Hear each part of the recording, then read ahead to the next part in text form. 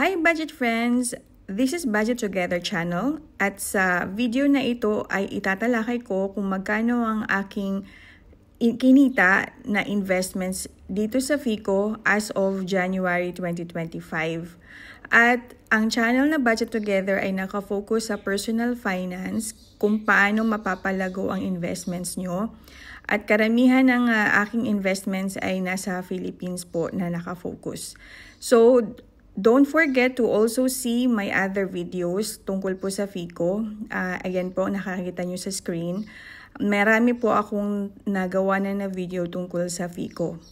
And for today's video, siya nga po pala, wag po ninyong kalimutan na mag-subscribe sa channel na ito. Paki-like na rin po itong video at paki-share na rin po sa inyong family and friends. Now, ang tatalakay natin kung magkano ang kinita ko sa FICO tungkol sa IS plan interest. For the year 2022, ang kinita ko po ay 3,680. Year 2023, ang kinita ko naman ay 4,820. At ang year 2024, ang kinita ko po ay 6,851.70. Ito naman yung kinita ko or natanggap ko na cash dividend. Year 2022, ang natanggap ko ay 760 pesos.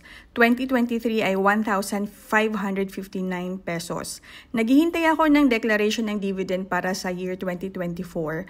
At ipopost ko po dito sa YouTube channel ko. Paki-like, subscribe, and paki-share na rin po ng video. And see you on the next video. Happy investing! Bye, Budget Friends!